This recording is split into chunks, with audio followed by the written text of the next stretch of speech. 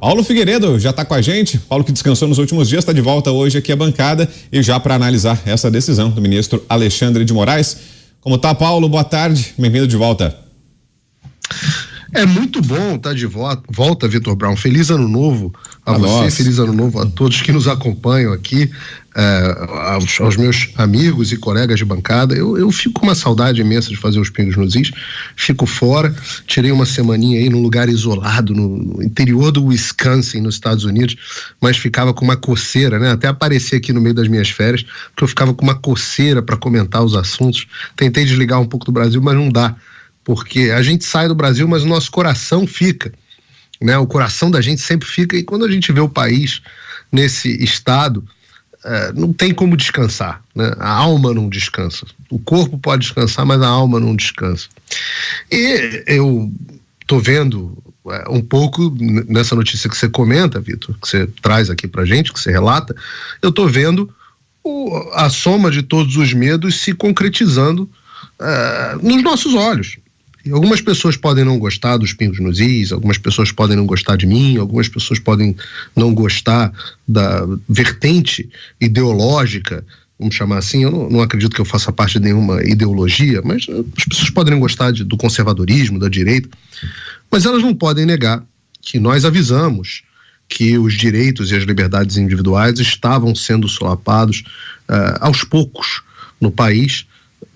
E esse ritmo vinha se acelerando, se acelerou muito ao final do ano e agora atingiu patamares que não deixam nada a desejar a nenhuma ditadura do Partido Comunista Chinês, nenhuma ditadura do Rússia, por exemplo, da Cuba, Venezuela. É tudo muito parecido, né? Veja, que ao longo das minhas férias, na verdade, antes disso, né, o Tribunal Superior Eleitoral chegou a dar poderes discricionários para um indivíduo, que é o Alexandre de Moraes, remover as pessoas, as contas das redes sociais das pessoas, incluindo os deputados, autoridades, jornalistas, etc. Né? Ele fez inúmeras remoções nos últimos tempos. A mais recente, não através do TSE, mas penso eu através do STF, removeu inclusive a minha conta, 4 milhões de pessoas nas redes sociais, no Brasil especificamente, não conseguem acessar o meu conteúdo. E por que eu digo que isso é uma comparação oportuna com essas ditaduras? Porque na China, quando as pessoas querem acessar a internet, na China não pode Twitter, não pode um monte de coisas. Quando as pessoas querem acessar sites na internet, elas usam um recurso do VPN, que é um serviço que as pessoas colocam nos seus dispositivos, celulares, etc., que aumentam a segurança da rede delas, mas também impedem que se descubra de onde elas estão acessando. Então a pessoa pode acessar um site nos Estados Unidos como se estivesse nos Estados Unidos. É um serviço totalmente legal nos Estados Unidos, inclusive é muito usado para gente que quer ter acesso ao catálogo da Netflix, digamos assim, nos Estados Unidos, quando está viajando, esse tipo de coisa. E hoje eu fiquei surpreso de ver que, apesar do banimento das minhas redes sociais, você tem uma quantidade enorme de pessoas, meus tweets continuam tendo centenas de milhares de visualizações. E aí eu fui perceber que o brasileiro já passou a usar a VPN, assim como fazem as pessoas na China comunista, assim como fazem as pessoas em Cuba, na Venezuela. E agora essa notícia que você está citando aqui é imediatamente conectada com essa, porque, na prática, o que o Alexandre de Moraes faz agora ele extingue os sigilos telemáticos, telefônicos, fiscais, bancários. Ele extingue o instituto do sigilo para um grupo ideológico. Tem um alvo específico. Não é? Agora você não precisa de mais causa provável de que alguém cometeu um crime, embora esses tais de atos antidemocráticos não estejam previstos em lugar algum.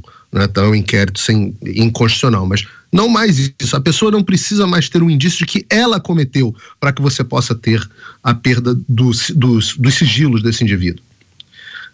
Basta que ela tenha alguma conexão com alguém que já perdeu o sigilo. E aí, isso na prática, né, equivale ao banimento, ao fim do sigilo para um grupo ideológico. Eu explico por quê, né? Não sou nem eu quem disse.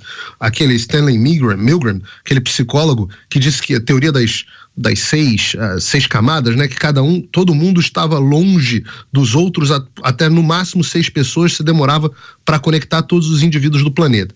Quando você está pensando assim chamada assim direita brasileira, você está falando de 2 ou 3 pessoas, no máximo, de nível de separação.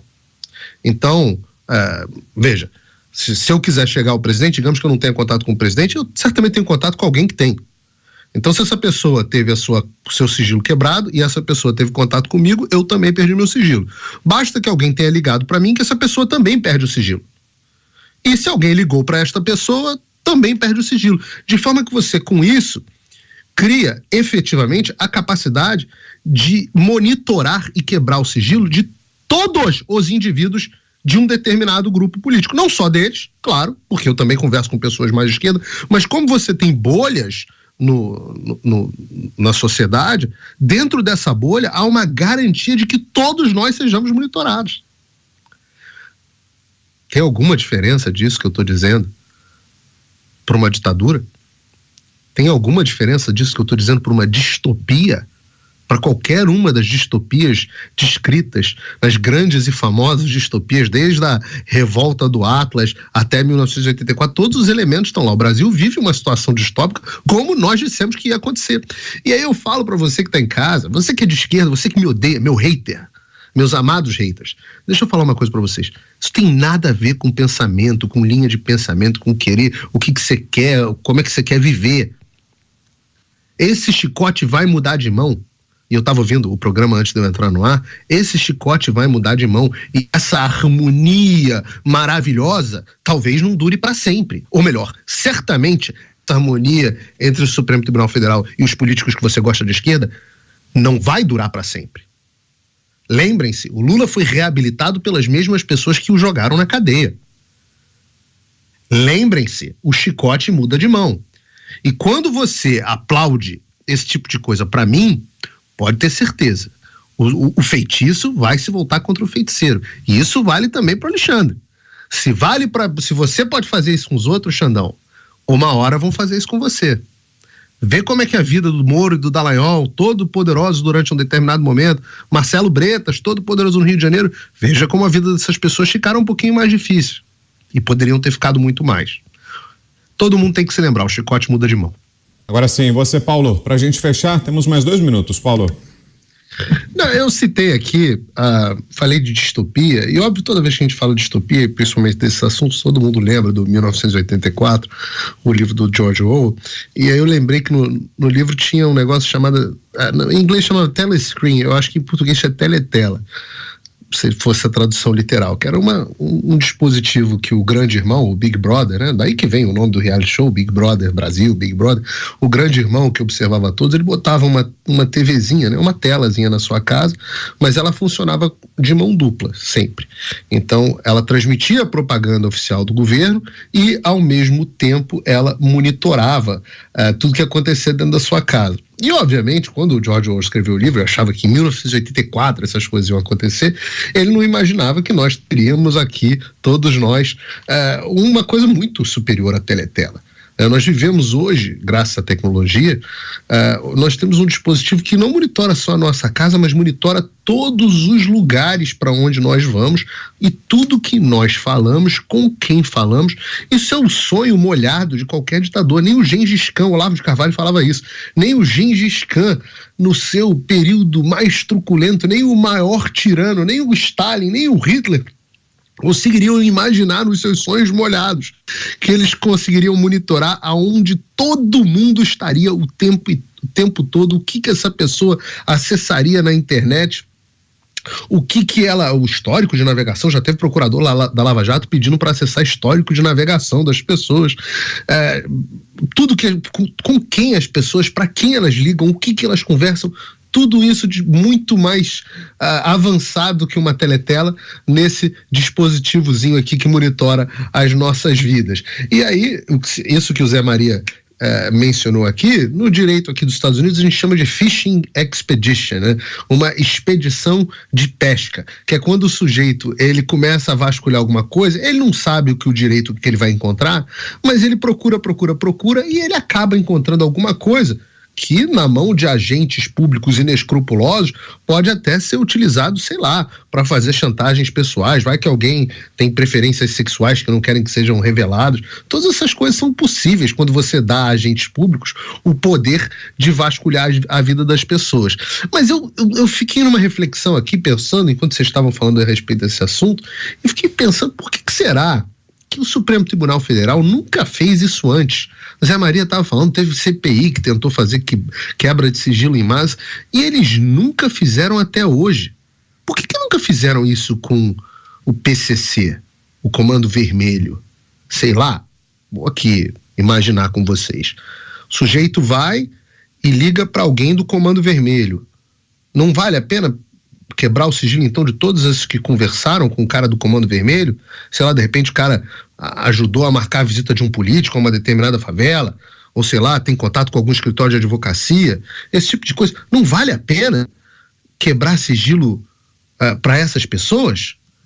Ou, se você é um cara, porque às vezes tem, né, na esquerda o pessoal não é muito ligado nesse negócio de droga, o pessoal acha que droga não tem problema, que tráfico de drogas deveria ser descriminalizado. Tá bom. Pedofilia. Por que não aplica essa teoria, essa brilhante ideia, para desbaratar as quadrilhas de pedofilia? O sujeito está lá, ele é pedófilo, pegou o material de pedofilia no computador dele. Por que não pega todas as conexões que ele teve? Quebra o sigilo em massa? Não. É só para atos antidemocráticos? Então quer dizer que, para o Alexandre de Moraes, atos antidemocráticos que não estão previstos como crime na lei são mais graves e justificam mais ainda você passar por cima da lei e dos direitos individuais do que pedofilia e tráfico de drogas? Corrupção. Onde isso para? Onde isso para? Será que cadê os advogados garantistas? Aqueles que na Lava Jato defendiam as garantias individuais de todo mundo. Todo mundo sumiu? Para atos antidemocráticos pode? Então, gente, você tem que ser muito panaca, muito trouxa ou muito mal intencionado para não admitir que o que nós estamos vivendo é simplesmente nada além da perseguição política daqueles que têm uma visão de mundo diferente da qual eles concordam. Não é nada além disso. Ninguém está salvando a democracia. É o velho e bom, eu vou perseguir quem pensa diferente de mim.